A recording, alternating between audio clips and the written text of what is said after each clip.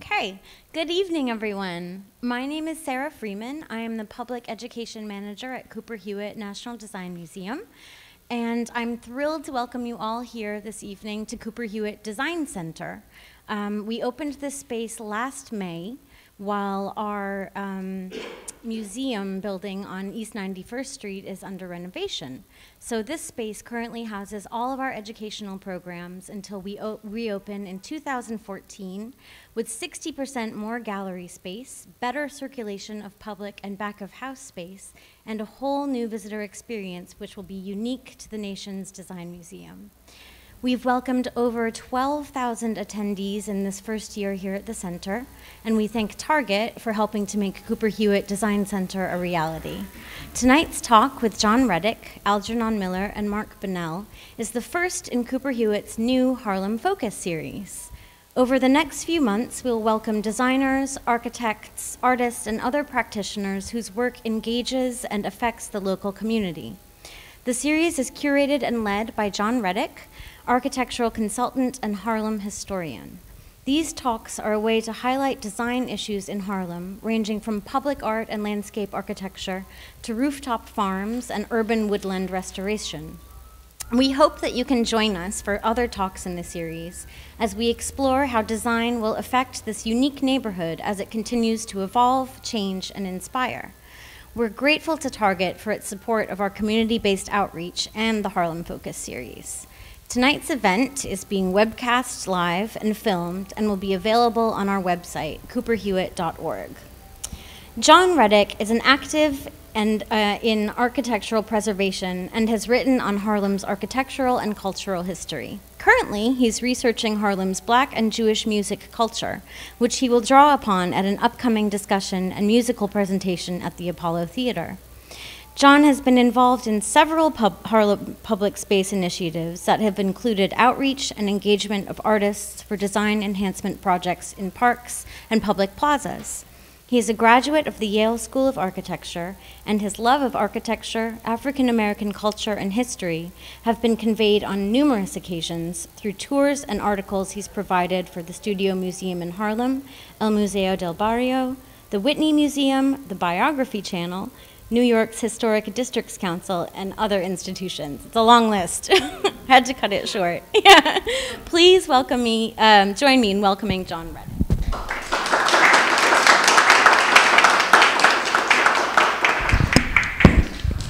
Well, thanks again. You're the inaugural audience for our first in a series of talks here at this space. And one of the things that drew me to do this is that Harlem has such a unique architectural and design history. It's impacted the American culture in many different ways. And this series is going to look at a variety of that sort of history and its relationship to public projects and design initiatives that are going on throughout the city. And tonight we're lucky to have two great talents, an architect and a landscape architect, artists and a landscape architect, who were involved with the Frederick Douglass Circle. And I encourage you to walk by, even this evening when it's dark. There's a lighting element to it that's very special even in the evening. It's located at the northwest corner at Central Park West, Frederick Douglass Boulevard, and 110th Street. Al Miller, who's the artist involved on this project, has been involved in arts, has been since the 1970s. Work has traversed the boundaries of polychrome sculpture, a piece that you could see in front of the old Lafayette Theater site at 132nd and 7th Avenue. And has also done a variety of other public art. But Frederick Douglass is his most significant piece in recent years. He's a resident of this actual street. He's a resident of 110th Street. And he's looked out his window onto Central Park for much of his growing up. And his mother, Betty Jean Miller, who's been a very active party in terms of the advancement and the renaissance of this particular corridor. He was a student at the School of Visual Arts in the New School. And for Frederick Douglass Circle, he drew on the social political nature of quilt patterns in 19th century quilt art. His latest work, Changes, was exhibited at the as part of the Global African Project at the Museum of Art and Design. And he's been reviewed by the New York Times. He's appeared on NPR and in Metropolis magazine, and he's been exhibited at the Whitney Museum. So we want to welcome Al Miller.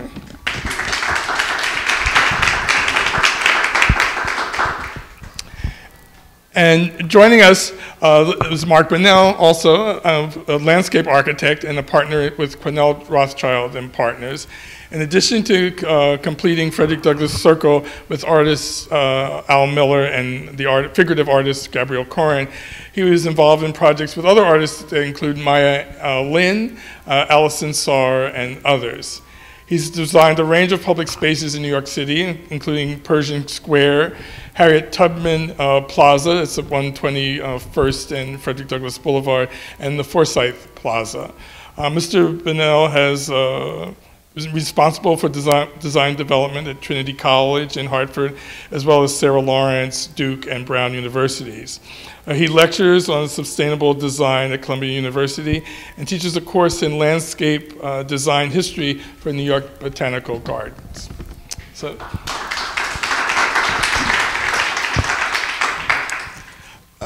we're collaborators on this project, but this is a public project. Go to the first slide. Can we actually show the first? The Frederick Douglass Circle and what we call the 110th Street corridor. This is the circle, which at the time when we started in the mid-90s looking at this area was an intersection. It was a circular shape that was a central intersection, and you could turn off of the intersection into these arcs that took you up to the north or southbound streets. But Al's mom and some of the political forces had looked at 110th Street, and Betty Jean, if she was here, she'd be waving her finger at me for saying 110th Street. It's Central Park North. And she thought if there was a Central Park South and a Central Park West, that this should have the same designation. So that was her first initial effort. But we could see there was a changing forces in Harlem. The Duke Ellington monument had been completed, and I think political powers that be saw that there could be public art and an initiative in Harlem. And so we looked at this corridor to advance going forward with that sort of an initiative. And we worked with a lot of community interests. The towers in the park had just been completed. They had looked at this sort of derelict intersection. Betsy Rogers, who was at Central Park then, she would always talk about this. It was an intersection named for Frederick Douglass in name only, that there was nothing that really commemorated this significant figure. And so working with the Conservancy and looking at the public opinion was a variety of forums, of which even Cooper Hewitt had been part of, that looked at that intersection and thought, well, what could we bring to it that would really improve it and make it worthy of Frederick Douglass? And the real challenge with the public dialogue, because think again, this wasn't like 9/11, something critical happened, and there was political momentum and resources to do something there. But this had to actually be a groundswell of public and neighborhood opinion that would come to bear to say there should be something significant here and then attract financial resources. So one of the first exercises we had was to bring the public together and talk about the whole litany of possibilities. Because one thing when you go into public forums, which you'll even see in 9/11, that there's a wealth of diverse opinions and how you can't do everything. And so you have to settle on what are the priorities and take those to the designers. So things that came up, Frederick Douglass had been an author and a writer, and there was someone in the corner, they wanted to talk about a book stand or someplace that sold books. They thought he was True North. New York's grid isn't on True North, and the North Star being the name of his newspaper and the North Star being a guiding light for slaves going north, they thought True North reflected off of the Manhattan Grid North was an important component that should come forward. Greenery, water was an element. He came by ship to New York. The slave passage was across the ocean, but he was from Eastern Shore, so how could we look at both components of water on the site, bringing trees, being near Central Park, bringing greening to the site, place for people to sit. So that became sort of like our kind of laundry list of things that whoever was going to work on this site, once we got more resources, they'd have to address these kinds of elements. Thanks. And so as we move from that broader look of the site it became a kind of base plan that all the designers, this was a competition, so there was a competition for the artist selection and outreach for the landscape architects. So once that selection process had been gone through and we had enough sort of seed money to have several artists come up with proposals, and Al and Gabriel were the winning artists in that competition, their starting point was to look at those elements we had talked about earlier and then supplant their proposal onto that consideration. And one of the things that came out really early on is that the earlier effort we had done, that True North wasn't True North. We were sort of off by several degrees of True North. And so the base plan started to show you what was a much more exaggerated line against the Manhattan grid. The plaza sloped across an area that you needed a more relatively level surface, so there was a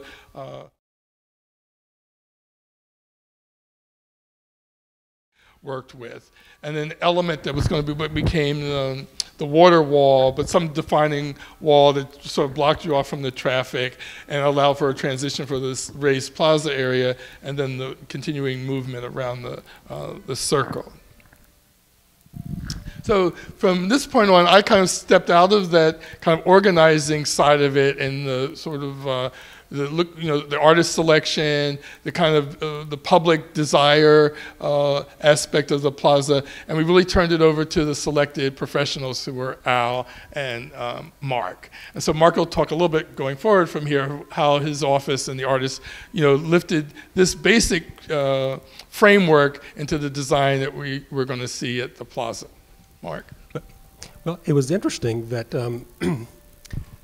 starting out, people were really talking about this being a landscape architect designing this plaza based on the work that the workshops had done, and then an artist doing a figurative piece, and gradually talking with the agency and kind of thoughtful people involved, including some people at DDC, people like Victoria Milne and the new commissioner. This evolved into the idea of this really opening up the whole plaza to being an artist, landscape architect collaboration. So it kind of reflected a new kind of wave of thinking about public spaces. And expanded the resources for the artists, because if it was a standalone element, there'd have been money relegated to that one element, and that would have been it.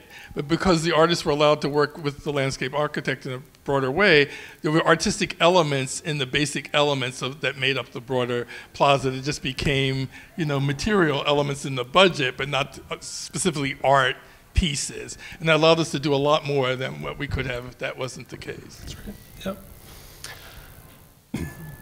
So I had some previous experience with public art projects. In fact, I had been married to a public artist and had kind of seen from the other side what it was like. And I remember she would come home in tears because it was so frustrating, these meetings with all these intimidating people. And so I'd seen it from that side. But I'd also worked on some other projects. And just before working on Frederick Douglass, I'd actually worked with Maya Lin and my partner, Nicholas Quenell, on this project in Grand Rapids, Michigan. It was a commission where Maya was hired. She won a competition to design a sort of small memorial at what they called the 100% Corner in Grand Rapids.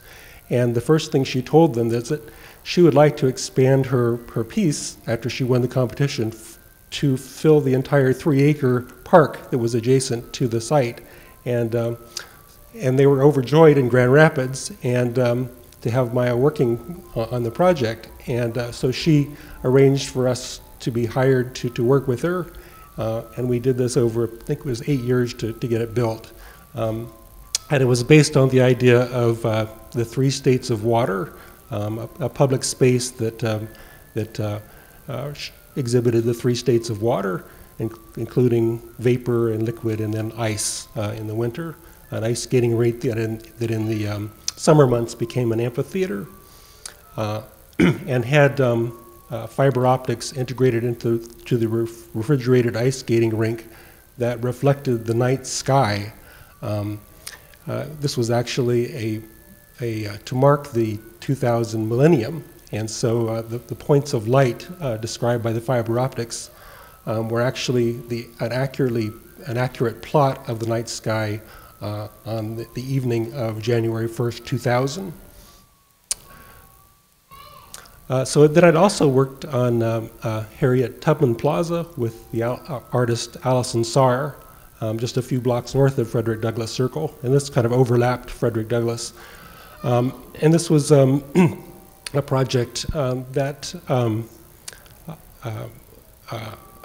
honored a courageous and sort of rough-hewn character, and we created a plaza that we think tried to capture the flavor of Harriet Tubman and her courage and her ability to kind of slip through these natural landscapes. And so we were trying to evoke a natural landscape. And I'd done a lot of work with rustic granite and large boulders and things on projects, and so we integrated that kind of materiality into Harriet Tubman Plaza, working based on workshops and extending from Allison Sarr's piece that she created and had submitted as part of a competition. She won the competition, and then we worked with her to kind of extend the ideas of her piece to fill the entire plaza.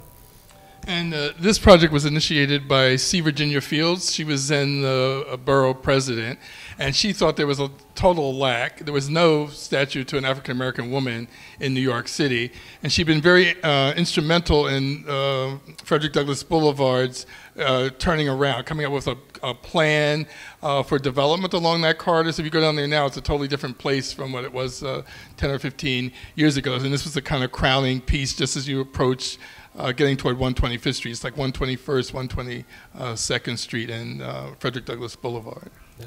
And John played an integral role in the project. John actually went down to the bowels of MTA and convinced them to allow us to curve the subway grading and that runs through the site. I still don't know how he did that, but it was amazing. Pretty good. Well, you can't imagine what agencies are like, because different agencies have different responsibilities. So until this was constructed, it was a DOT project because it was just a traffic island. It wasn't park. It isn't park until it's greened.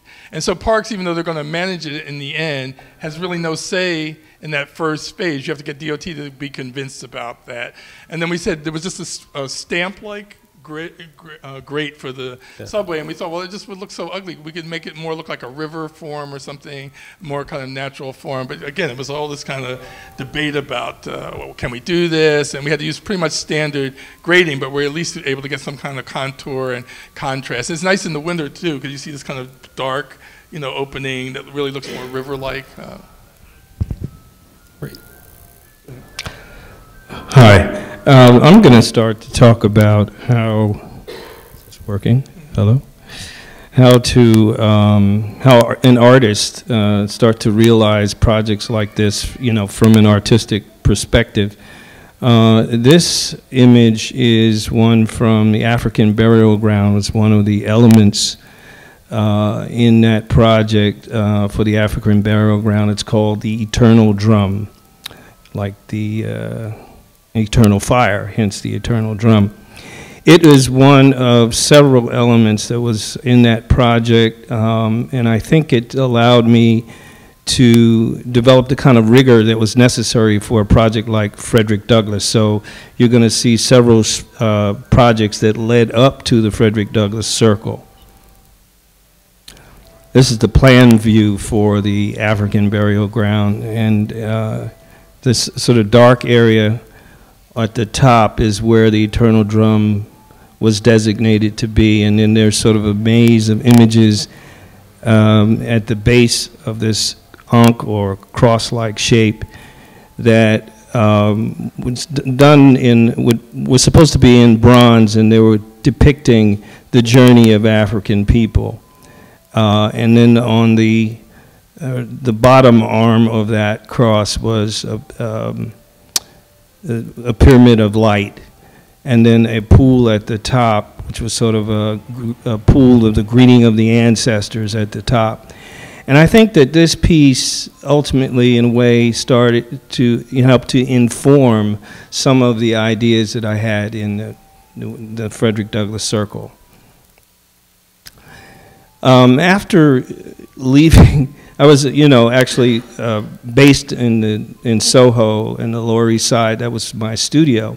And while I was in the studio, I was working on a project called the African Legacy Monument or Museum. And at that time, I was really thinking a lot about the lack of monuments to the heritage of African people, the lack of museums, et cetera, et cetera. So I actually was then when I sort of embarked upon an architectural concept for the African Legacy Museum, and I built these models in the studio, life-size models and performances, and it was meant to be a kind of collaboration. I had in mind a collaboration of artists that would come together and focus on these concepts. Hence, people like Kara Walker later on showed up, and there was actually a lot of people. There was a Lynch show. I had a hanging room in this in my installation, and so I began to see a lot of these things began to transpire, and other artists actually did start to take on some of these issues. And after I relocated uptown, left downtown, I moved back to Harlem. And what you see here is a collaboration with an artist in the contiguous community, born in Spanish Harlem, Fernando Salacru. And we envisioned the cultural extension of the Museum Mile. It was also known as the Harlem Arts Corridor. And we came together with all these ideas. We had these really big ideas, but Columbia University students architectural students took it on as a course study, and they developed a number of images. I think perhaps some of them are in this photograph. And so at this point, I began to think more about my community and Harlem and Central Park, because this is, this was right from 106th Street up to 110. Over to now what is Frederick Douglass Circle. I had no idea I would be involved in Frederick Douglass Circle at that time. And this is a study for Seneca Village, again focusing on Central Park. This is just a small detail of a very large project which was shown at Wave Hill in the Bronx.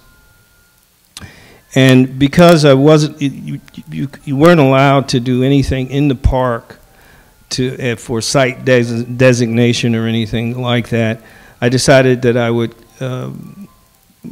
put lasers over the park and create site designation for Seneca Village. And for those who don't know, Seneca Village is said to be one of the first communities of African Americans in New York City, where they actually owned property, and you had to own $75 worth of property in order to vote. So that may have been an impetus for this community, which had 2 churches and I believe a school or 2. Yeah, a couple of schools.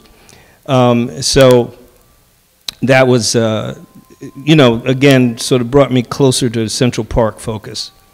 And just briefly on Seneca Village, when you look at the number, you think the population was small. It was displaced for the building of Central Park. But actually, when you looked at the number of African Americans who could vote in all the state of New York, and then you looked at that number, there was only maybe 25 African Americans who could vote in the whole state of New York, and Seneca Village was like 10 or 11. So they really had built a kind of constituency there, and had the franchise to vote and have some representation. So the movement, today we look at that and say, well, what was the big deal? But when you look at it against the statistics of the time, it was a substantial move for a community, and it dispersed whatever political power they did have there was diffused by the fact that they all had to move. Well, this is we're moving right up to the Frederick Douglass competition, and I think this was at the Charles A. Dana Center, and at that time, Gabriel Koren, who was the artist who made the sculpture of Frederick Douglass, and my partner, had conceived of Frederick Douglass as a seated figure. This is an early drawing that's done in metal and oil. It's actually embossed metal. And I liked working with this material, and it really lent itself to creating, relief surfaces, and the idea of raised surfaces and volumes. And it was really helpful in creating the idea of seating arrangements and so forth, and a grid for the Frederick Douglass circle. So this is an early preliminary model. This was actually the final model and the winning model for the competition. Gabriel, so it's something I had learned from an artist in a competition way back, a deceased artist, good friend, Roy Gusso, and we were in a family court competition way back, and Roy said, after he won, he said, "Al, always put your money in the model." So I remembered that, and actually had met his nephew, and I went to high school together. So I had, I don't want to digress, but when it came to creating this model, I was invited up to the Columbia School of Architecture, and I met the architect who designed the Rose Planetarium. And at a lunch meeting, she asked me, "What is your guest wish?" I said, "You got a good model maker?"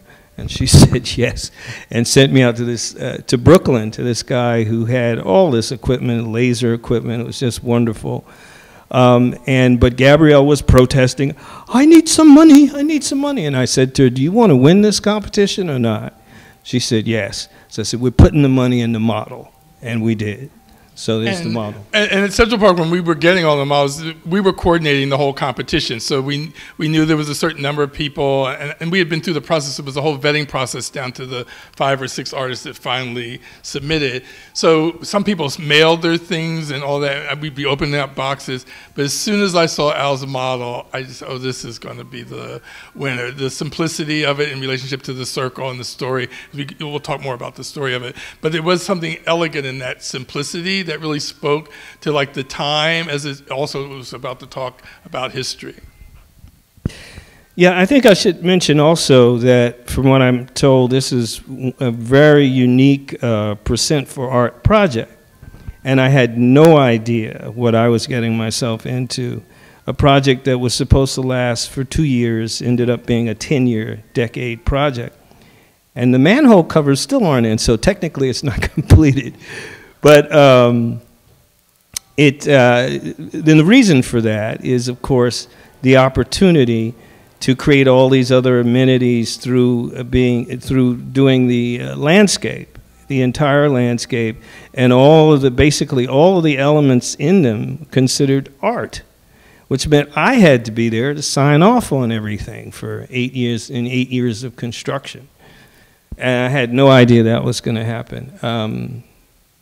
They didn't pay me for 8 years either, but that's another story. So, but it was a terrific project. I got an opportunity to meet Mark and work with Mark, and it's been a great experience. I learned a lot, and as I mentioned, I think the other projects that I worked on had sort of prepared me for the rigor of a project like this. So even though it was 8 years, it went by quickly. I think we did very well with all of the elements, and there are many diverse elements in the project. There's the fountain wall, of course the ground plane, which is based on the 19th century quilts, and the wagon wheel fence that you see to the right there. And we'll talk more about that. All the stone that you see all came from China. China was the lowest bidder. And so we could see nothing until it arrived. They showed photographs to be a representative. None of us were able to go to see any of the materials. The stone representative here in New York, we go look at it. They did mock-ups over there and would send us photographs. And we literally, you'll see down the pike, we had to mark up photographs to say, oh, this looks chipped or this looked uneven, but it's not the same as physically being there. And then there were little things that, like, we got pieces of stone, and all of a sudden when it rained, you'd see this line appear, and you realize they had cut something too short, and they had laminated another piece of stone to it. And then you're working with city government, so now you say, this 5-ton piece of stone has to go back. And so then it's like, but the artist doesn't, and then it becomes, when you tell that to an agency, it's like, the artist doesn't like it, like it's some picky little thing. It's not some valuable thing. Are we going to stall the project to send it back to China and all of that? So it gets really, really complicated on levels you couldn't even begin to imagine when you see a public project actually executed and wonder why it takes so long, because there's all these kind of entrenched things that you have to push, to move things forward. Yeah, working with architect was one thing, but working with guys that were used to building sewers and highways that didn't have a creative sensibility almost whatsoever, made it very testing, very difficult, because they're many times twisting my arm to sign off for things that. And I never imagined as an artist, they'd signed off for an unfinished painting, or for a painting that had a canvas that was bent and coming away from the wall. So I wasn't really used to this kind of treatment, but eventually I had to learn to barter, make deals with these guys, trade off one thing for the other. Very difficult. And I don't know if there's some people who lived near the Circle. The Circle was the crowning piece of what became a huge project. We started out from Fifth Avenue to the Circle. It was one phase of streetscape improvement. And then we got the Circle money, and they tied it into an enhancement that went over 110th Street and up Manhattan Avenue, was Manhattan? Yeah, and so. This was during a boom time in Harlem. And once the city lets a contract, every person that builds along that street has to deal with that contractor. So you were building an apartment building, which some people were doing, or renovating their house, your gas connections. So the contractor is making a fortune, because now you have to come to him, you have to meet his price or whatever. And so the Circle was the last thing they were interested in, because the other stuff was like roadway work, sidewalk, pavement, street lights. And so they really waited to the tail end to kind of deal with the real issues that were part of the Circle. And by then, people were saying this has been a 2-year project, a 5-year project. Let's just get done with it. So, and if you go look at Duke Ellington, you'll see all the great energy was gone by the end of that project. And there's a lot of things wrong with it, which I won't talk about, but you'll see if you physically look at it, that you think, oh, this is really sad, because this statue is going to be here forever. And the energy, all this Bobby Short did and all that, I can imagine imagine Bobby Short, he's playing at the Carlisle where everyone cooperates with him, and now he's got this project where he's brought all this money with DOT, and they just want him out of it, It took 15 years. Yeah. Well, that said, we were able to build Al's plan pretty much very close to his competition entry, and I think partly it's a statement of of how the integrity of his plan. Also, the agency was really excited about it. You talk to anybody in the agency, everybody knew the names of the quilt patterns, and it was amazing. So there was support. We had problems along the way, but. There was a gestalt to his plan that just really everybody kind of bought into, and it pushed the project forward. Oh, okay. So this is the interesting thing about this piece. I should say first that the quilt patterns. These are men that are participating in quilt making. And it's kind of a joke, because they're showing you some of them can't thread a needle. They're trying to see the guy on the right. He's trying to thread a needle. But the quilt was how we organized the ground plane, how we organized the plaza. And you can go to the next one. And this is an autograph from an autograph quilt album, which was something that was often done in that period. And the next one, you'll see one that is signed by Frederick Douglass himself, which gives evidence to Frederick Douglass's awareness of quilts. In fact, he wrote a letter stating that, why didn't you give me an easier task than signing a quilt pattern?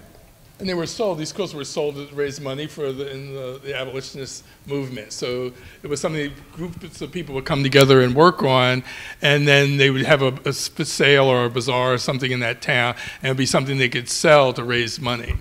And you can see the quote that the abolitionist quilt makers had. This made the points of our needles pricked the slaveholders' consciences.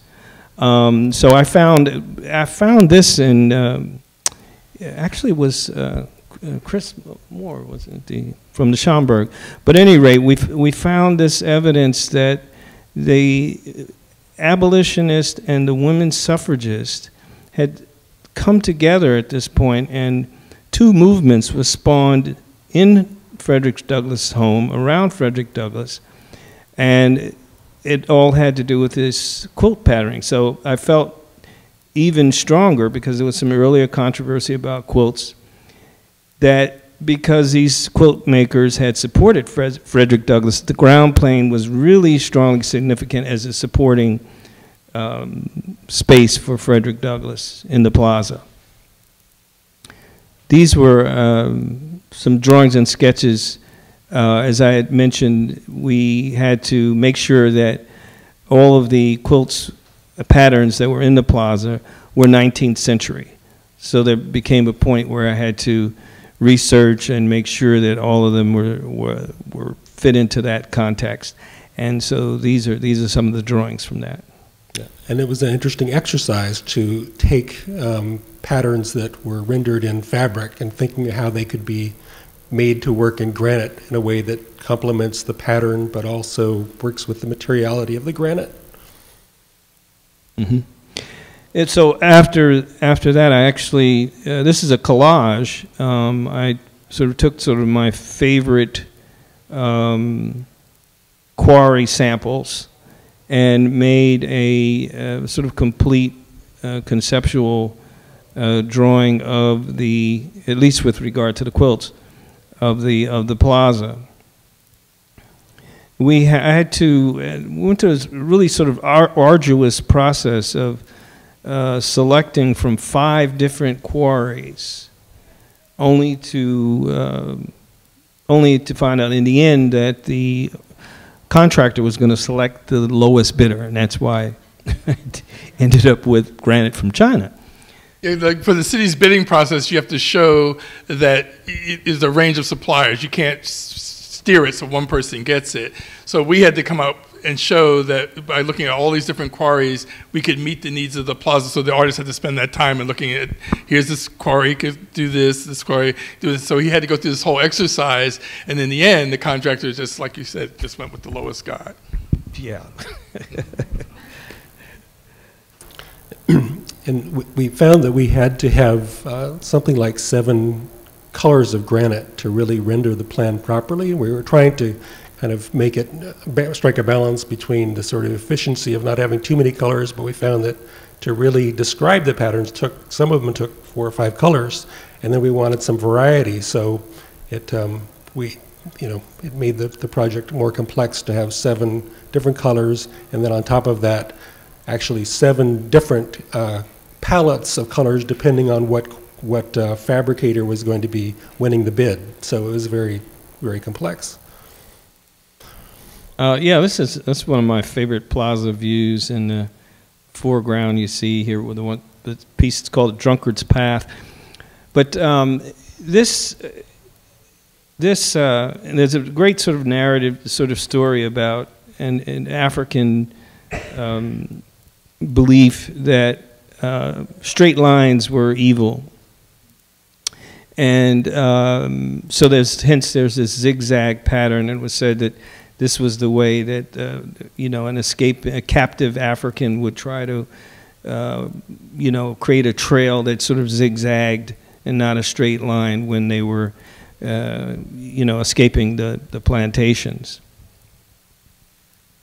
And this is a view of people enjoying the plaza. I think the amenities, the idea of a teaching landscape and then just a place where people can come and enjoy the plaza is probably the greatest reward for me. I mean, I've had some really wonderful encounters with people internationally who've come and enjoyed the plaza, and I like to see it this way. And the heights, when we selecting it out, Al didn't really want furniture. He wanted the design to work in a way to be accommodating to seating. And so the lower heights are to accommodate kids, or younger kids if you wanted to sit, and the higher heights are for adult seating. Yeah, this is, if there's no struggle, there's no progress. I certainly struggled in this project. Yeah. This is from the wagon wheel, this sort of wagon wheel quilt pattern, actually. So you can see how this is a wonderful form to raise up out of the flat geometry and create this volume for seating, and then we were able to easily incorporate text into those volumes, and then thereby create this sort of narrative and that speaks to Frederick Douglass's life. And we'd spent some time, which was really great, to look for certain passages that suited those particular quilt symbols. Right, so there's a pattern called the log cabin pattern. And so in the log cabin pattern is where we put where he was born, and a quote about how the slave master looked at families, so that would be a quote on that. So someone who's really a quilter and knows these names would see, log cabin in this, or bow tie, tying the knot. So his wives, he's married twice, to talk about who he's married to, is on the bow tie pattern. And the wagon wheel is a significant element in a lot of the storytelling here. It's by the water wall, so there was some kind of agitation in that location, so we thought this was a very appropriate quote for that location as well. And it was a very kind of collaborative process that Christopher Moore from the Schomburg Center, the historian Christopher Moore, came up with some really poignant quotes of Frederick Douglass and John, and I selected out some of those, and Al, and we thought about how they could fit on some of those patterns, and it kind of arrived at a really meaningful set of solutions for each different quote. Yeah, I think that aspect was very successful. We really liked Al's maquette for the Constellation Wall, and it really, it was something different than what people really expected for the Constellation Wall. In the original partie, I think people probably were thinking of it being a granite wall, and his embossed metal with pinprick holes of light had a wonderful materiality to it. And so, despite the complexity, everybody was pretty committed to trying to make this out of metal, to figure out some way. And so we talked to a whole range of fabricators to find out how could we possibly do this, a wall that would integrate light and a fountain and be structurally sound. And the foundry in Beacon, New York, Talix Foundry, invited us up, and we did a walkthrough, and they showed us this something called tombasil. Or texalloy. Yeah. It had a couple of names, texalloy. Particularly liked this material because it sort of reminded me, since I was going to put constellations on it, sort of gaseous clouds in the sky, and these things that were almost like tear ducts, which reminded me of the earlier wall of tears that I'd conceived for the African burial ground. So then when water flows over it, it hits those ducts, and they kind of look like tears coming out of those little crater-like things. And Al had first seen this material on the the Folk Art Museum, which is about to be demolished. So now no one will ever know that connection now. Could have had free material. But in looking at that, because it was going to have water, and you can see how there's like little fissures in the metal, so it had to be filled in and stuff, because it's poured kind of flat. It's like a molten metal that's kind of poured, and so you get these kind of slabs, and they would piece them together and make the whole panel that we would need. In fact, it's the gas. There are two different types of metal, and I think it's cold rolled steel that they put the bronze on top of, and the gas in the drying process is what creates all these fissures and craters naturally in the metal. So one of the challenges, though, was that we wanted to integrate text with the wall, and with the idea of bolting or screwing or gluing or whatever text to this beautiful bronze just didn't make sense. So we had to figure out a way to cast the text integrally with the material, and that was a whole other challenge. But that's right. And we did find a way, and it actually allowed us then to even create very detailed text, including this biography of Frederick Douglass on the north door of the Constellation Wall. So actually, ultimately, the original process that I had seen in Talix, because we went to Polish afterwards, that was another thing. The foundry that we started out went into Chapter 11, closed down. So we thought perhaps the whole project was lost. We didn't know what was going to happen at that point and what it was going to take to have all these materials shipped over to the next foundry, or even where it was going to be at one point. So ultimately it ended up being more of like a computerized process rather than this natural process to try to achieve what I had seen in the original material. And of course there were some compromises in that, so it's not exactly what I want, but it's close. And also all these things had to go through public review. So there's also an art commission. There's a group called the Art Commission, and they're on the top floor of City Hall. And they would look at the text had to be approved, the material had to be approved, the height of the wall varied. We wanted a higher wall, and people said, "Oh no, so, you know, somebody's going to be attacked on the other side of this, or it's too dark, it's too light." And so you have to juggle all these opinions. And so if we hadn't built this kind of ongoing consensus that we could show everything was really tied into this bigger idea, things would have fallen willy-nilly out of the project altogether. But I think the fact that it was this cohesive story that was coming forward, this is why it has text, this is why it's this material, this is why it's water, allowed it to stay one project and didn't end up like, you look at the 9/11 project and you realize that's like the ultimate, like I couldn't imagine managing that project because there's loss, there's real public space and real public needs, there are all these things that are tied to it, but there's also this wave of emotion that makes all these other things secondary to addressing that wave of emotion. And I don't think good design comes out of that. You know? So we were working with this fountain engineer, Gerald Palevsky, who was kind of at the tail end of his career, but just very, very really an innovative and creative guy, and he helped us think about how we could allow water to flow over the wall without it sort of popping off of the texture.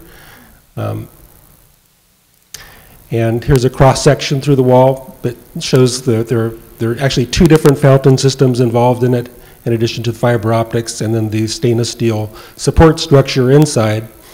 On the left, the stainless steel armature inside, and on the right, as it gets filled up with the plumbing and the fiber optics. It's like a long, now, can you go back just this? It's like a long, narrow corridor. So that's one end, and you come down. You can barely, but once all the equipment was in, you could barely kind of move through the space. And a mock-up in the evening to figure out what kind of glass to use for the lenses. And also to kind of confirm that we had the right amount of light, that we didn't want it to be too bright and blinding so that people could kind of see the wall and not be blinded by the points, but also to be visible from a distance. So, and here. Yeah, this is a night view. I actually really enjoy the fact that there are these two kinds of experiences that one can have, you know, in the daytime and one at night with the fiber optic lighting and so forth. Also, we mentioned, I think we did mention that the fountain does have these two features. One is an ebb and tide sort of effect on the east side of the wall. On the west side, there's a spillover. So in that frame with Jerry, we were testing the flow of the water, but of course something that size is not going to really give you the exact kind of the exactness and the kind of measurements that you need to have a good water flow. So those were all issues, you know, in wanting me to sign off that I had to fight to make sure that we got exactly what we wanted.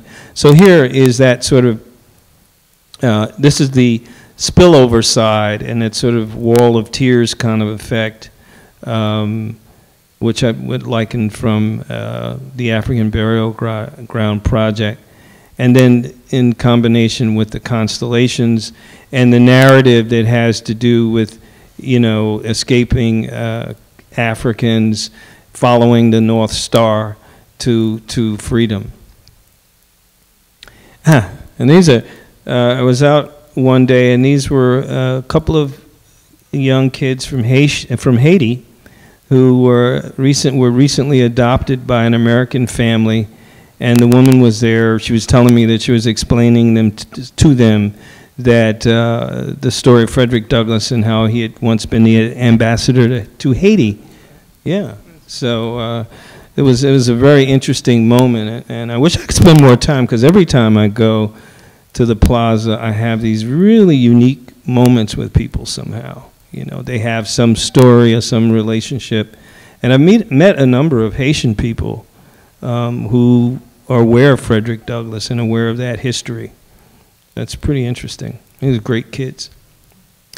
The scallop shape of we refer to this as the surf edge, and this came sort of out of the project as we developed it, the idea of reflecting the sort of tidal environment in Maryland where Frederick Douglass was enslaved.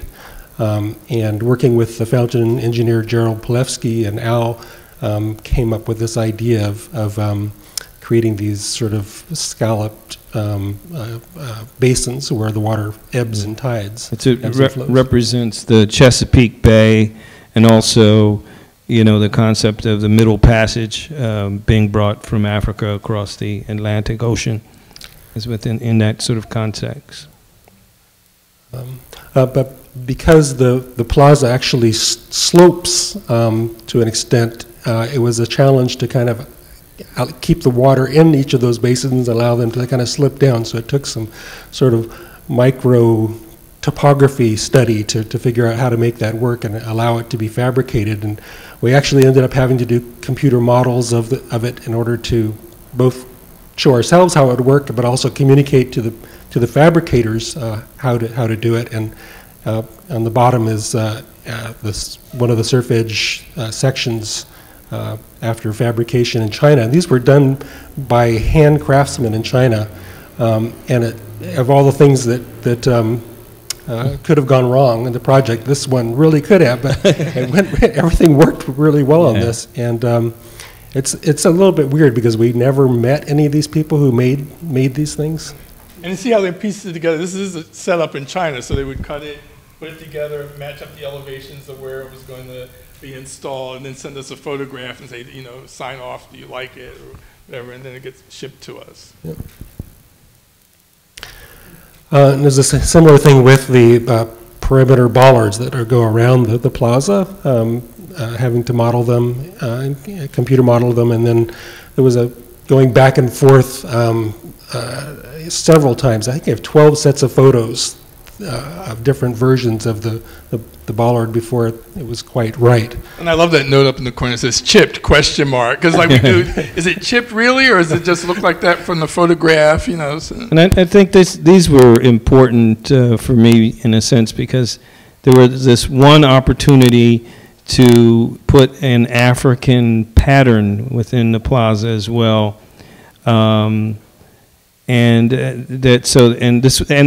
fact, it was one of the very first images that I came across when I was doing my research. So I got an opportunity to use it. It was a pattern design. It was on a gourd, and so it really lent itself to this shape. The drinking gourd was it on a drinking gourd, or was it? Well, yeah, it could be used for that, but without a handle. It's just a.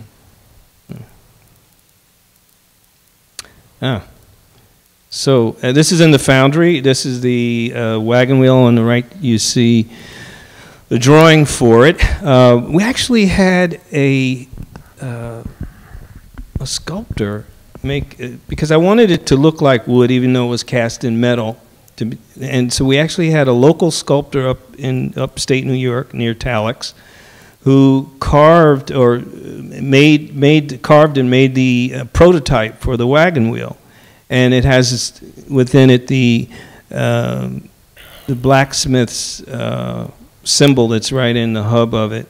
It's called a monkey wrench. So I thought that was an appropriate place to put a symbol in the hub. So you see these symbols throughout the plaza and in various different places. We're really happy with the way the wagon wheel was one of my favorite features.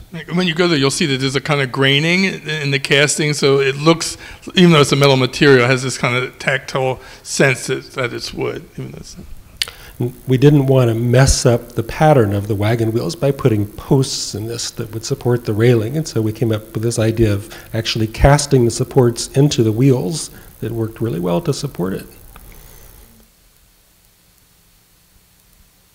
It's a few views of it.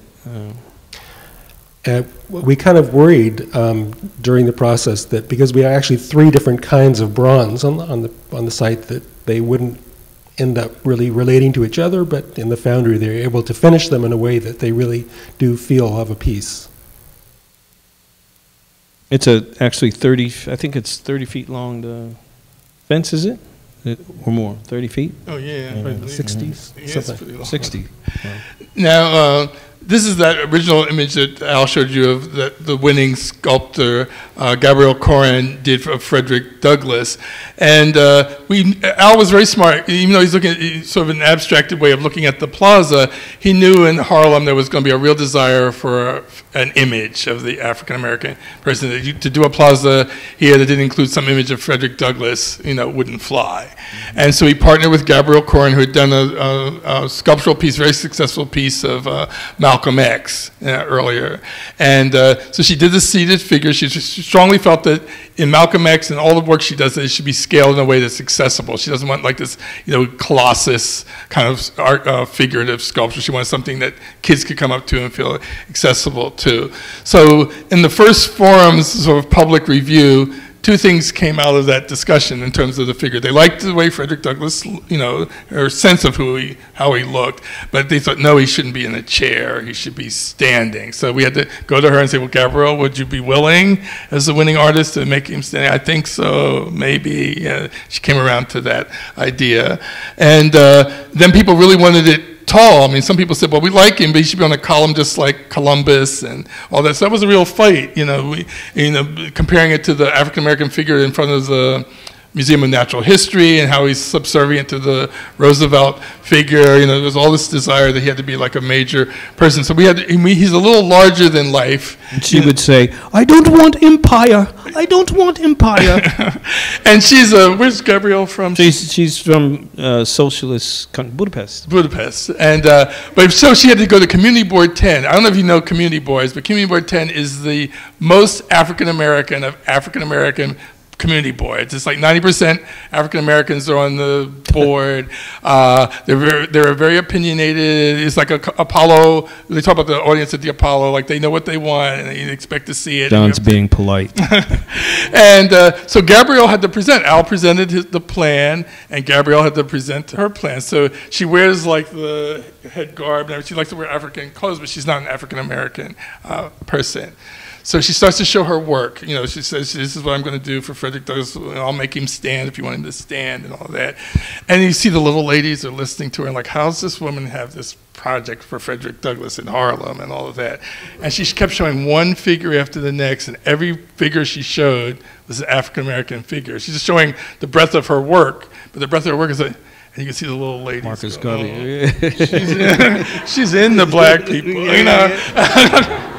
And she is. I mean, politically and everything, she has a She's very Afrocentric. Very Afrocentric focus. But it's those little things that you don't think about. But in terms of like you're in a presentation, you're in another community. Like, how do you really show this kind of deference and respect to the community? I don't think we never sat there and said, Gabrielle, take these slides out or show this other thing. It was a true reflection of who she was and how she really revered African American people and the statues. I mean, she looked at film clips of Malcolm X and all these little subtleties of his gesture and how he stood and all that. And for Frederick Douglass, she did the same thing. We collected ranges of photographs for her, and she'd have them up in her studio, and she'd have models come, and the models had to look like how she imagined Frederick Douglass. And she'd advertise on, not Facebook then, but one of these things where you could like call up people. I need a model. Here's how much I pay an hour. Craigslist. You have to look, Craigslist, and you have to be a certain height, a certain build, and so she got people.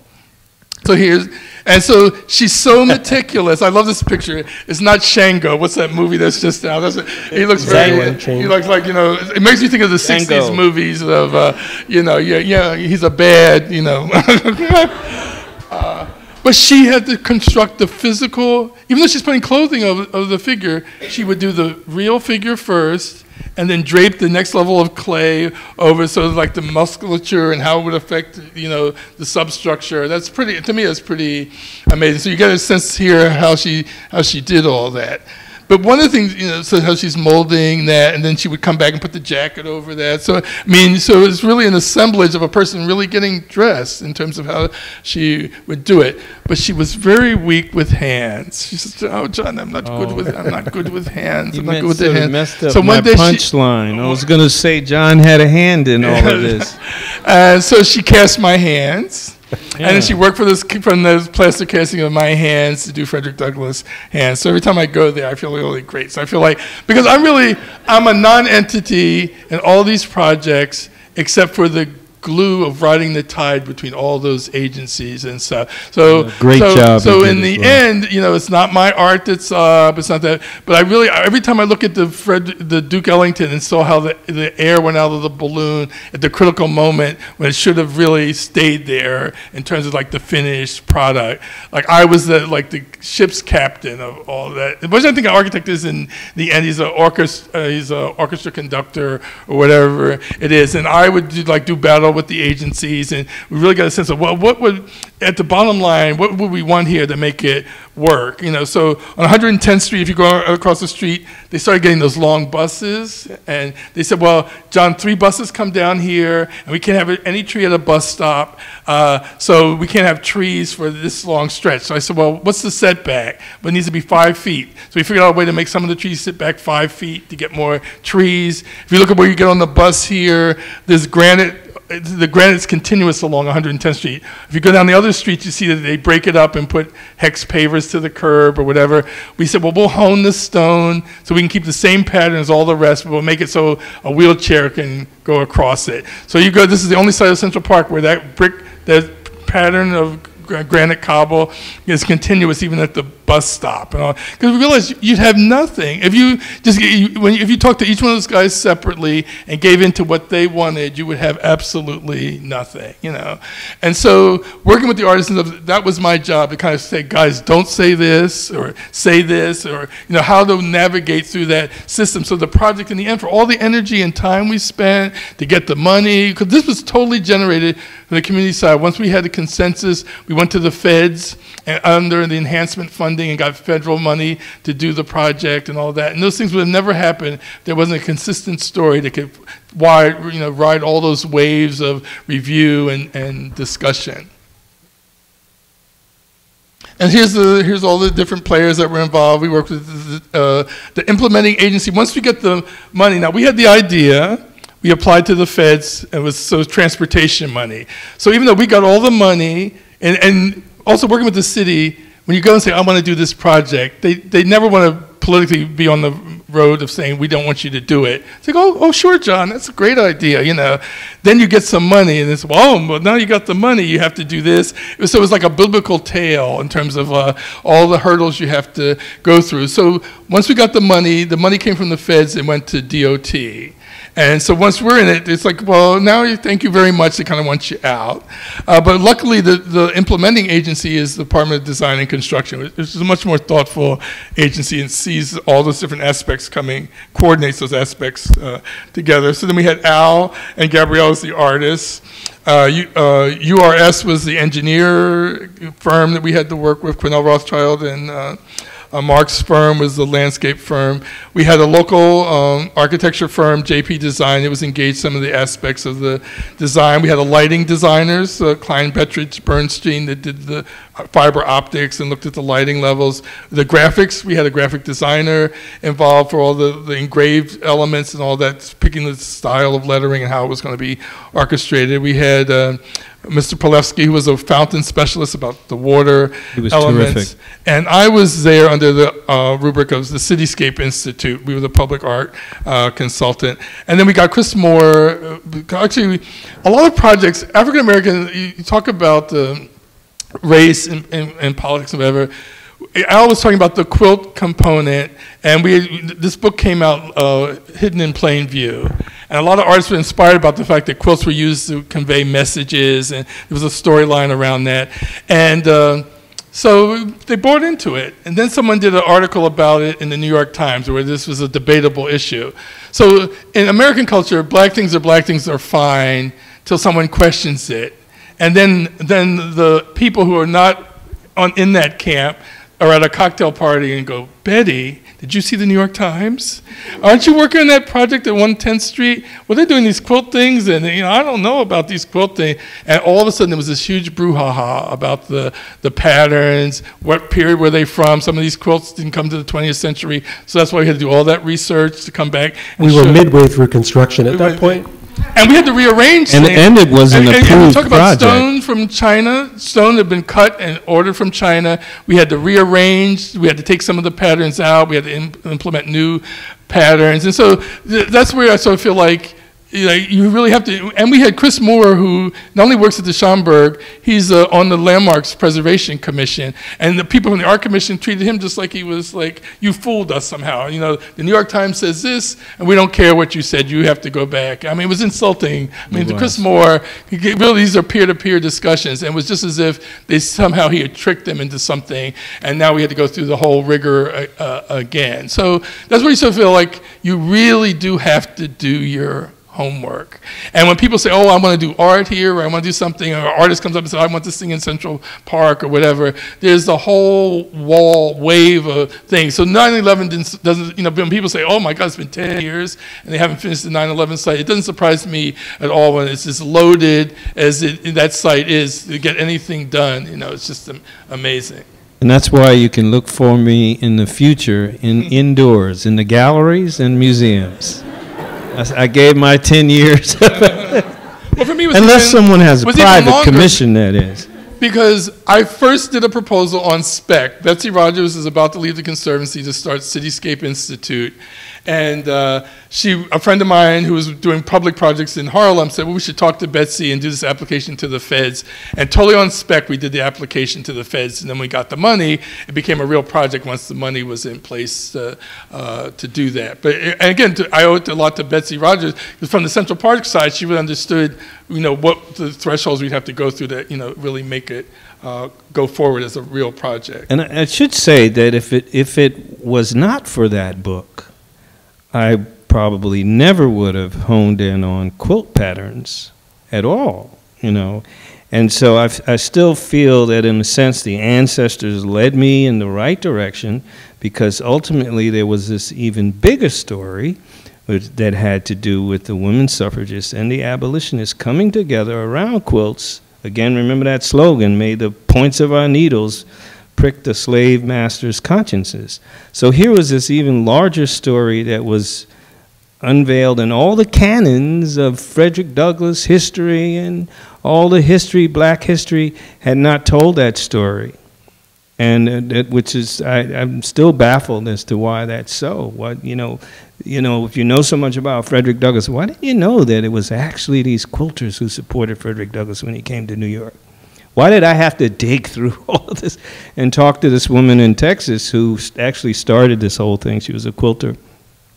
And in the conversation, she actually said to me, Al, I actually think there was a quilt code. I only objected to the fact that I think some of those patterns were 20th century. I said, well, why didn't you tell that to the Arts Commission? Well, the funnier thing is, if this was the Civil War, we were the slaves that got caught, and we had to tell our story, and we had to, to make the change.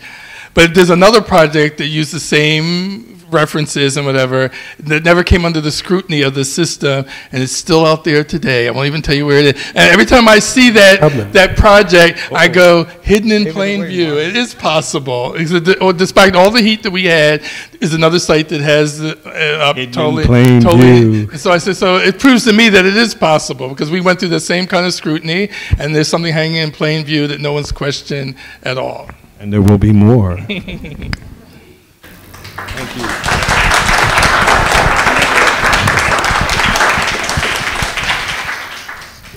Now we have a quick little Q&A.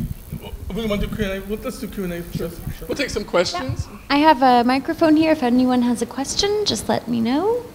We can pass it along. Yes. First of all, thank you for sharing all of this. Your efforts, I mean, really should be applauded much more loudly than we did here. What is your next project? And please don't tell us you're giving up. I know it was hard, but... Are you speaking to John or me? Or? Okay. Well, I've had another life. I'm no longer at the Central Park Conservancy. But I feel like the brand I'm focused on is Harlem. I feel it's a stronger brand than Chanel, and it's in its varied stories aren't really told. And so currently I'm actually speaking tomorrow night at the Apollo Theater. And I've been looking at the Black and Jewish music culture of Harlem, but documenting it through the sheet music, because the sheet music is almost like legal documents. You see who wrote for Bessie Smith or who wrote for Sophie Tucker and all of that.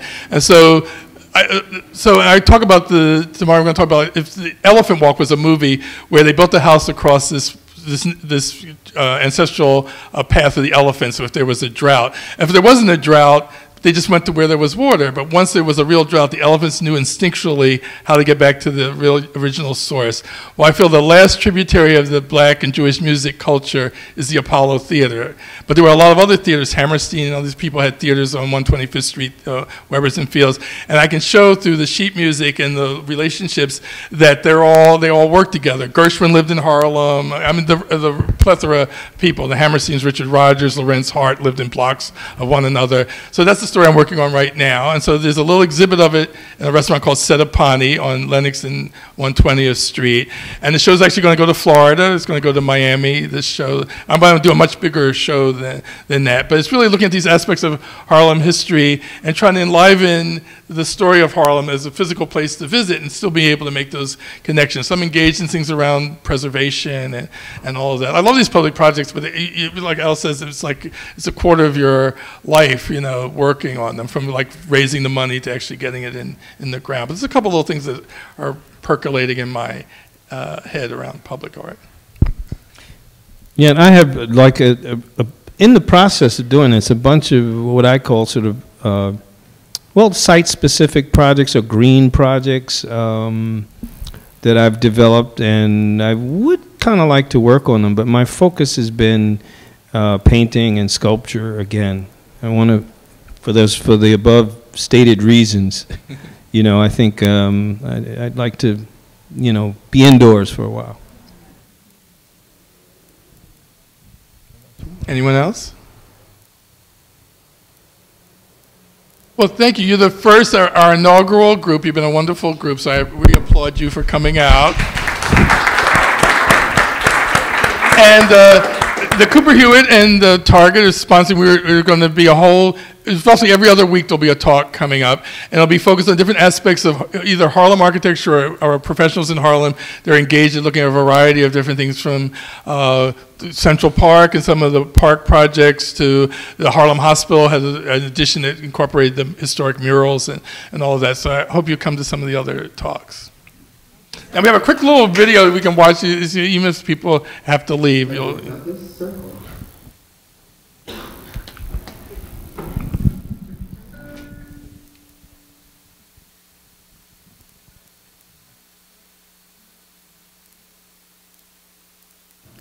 Frederick Douglass Circle.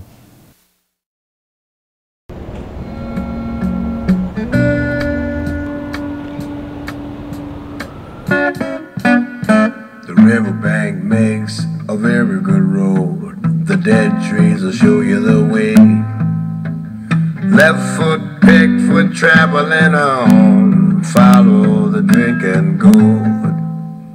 The river ends between two hills, follow the drinking gourd. There's another river on the other side, follow the drinking gourd. When the great big river meets the little river, follow the drinking gourd. For the old man is waiting for to carry you to freedom, follow the drinking gourd. When the sun comes back and the first quail cries, follow the drinking gourd. The Quilt, layout concept for Frederick Douglass Memorial.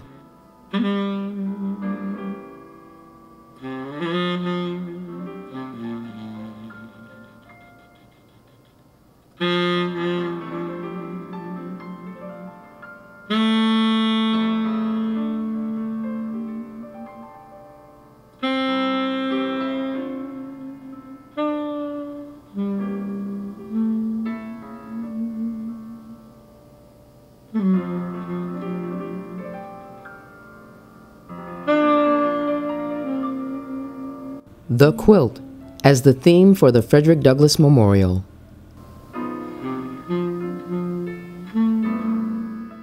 May the points of our needles prick the slaveholders' consciences.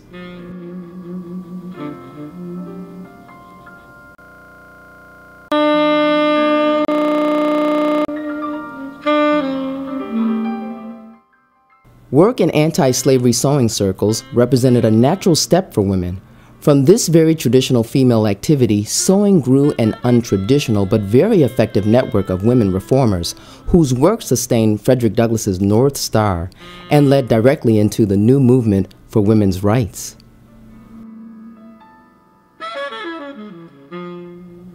The North Star, the sewing circle of the Ladies of Western New York Anti-Slavery Society, will meet at the house of Frederick Douglass, 4 Alexander Street, on Wednesday, October 24th.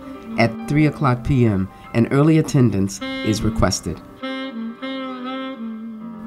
North Star, site where Frederick Douglass stands facing true north, the pedestal raised from the pattern symbolic of Frederick Douglass's newspaper, The Guiding Light of the Celestial North Star, and the abolitionists, quilters, who supported his efforts.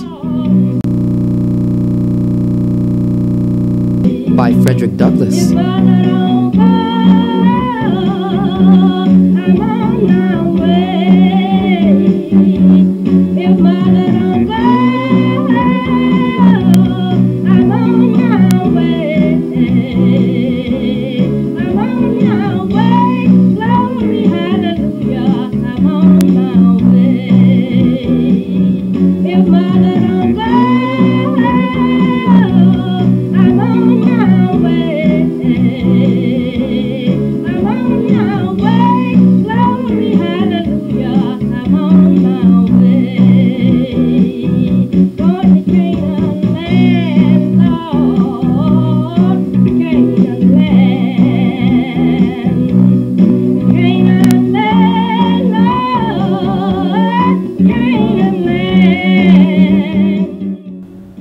If there is no struggle, there is no progress. Those who profess to favor freedom and yet deprecate agitation want crops without plowing up the ground. They want the ocean without the awful roar of its many waters. Power concedes nothing without a demand. Frederick Douglass, 1857.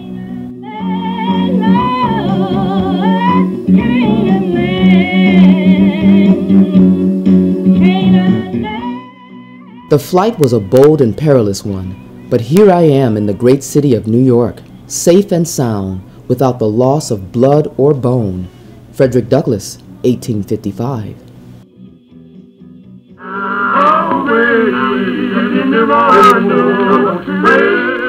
Truth is of no color. God is the Father of us all, and we are all brethren.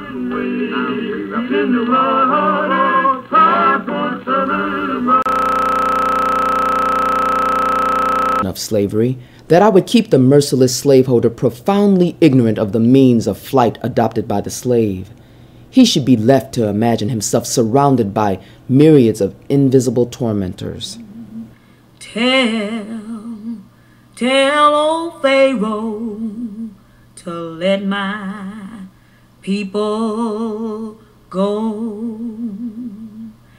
I believe that the Lord's been good to me.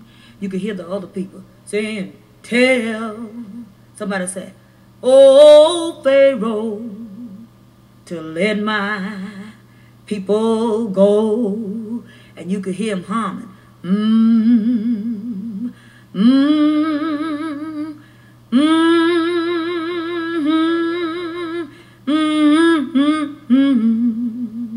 Tell old Pharaoh, let my people go. The types of mankind are various. They differ like the waves, but they are one like the sea. Tell old Pharaoh, tell him to let my people go. And then they may go back to the humming. Walking that field.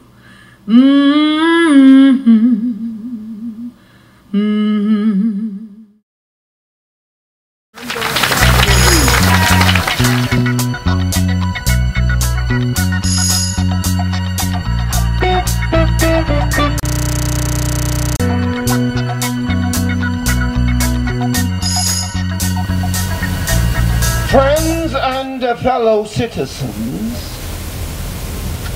I warmly congratulate you upon the very favorable circumstances in which we meet today.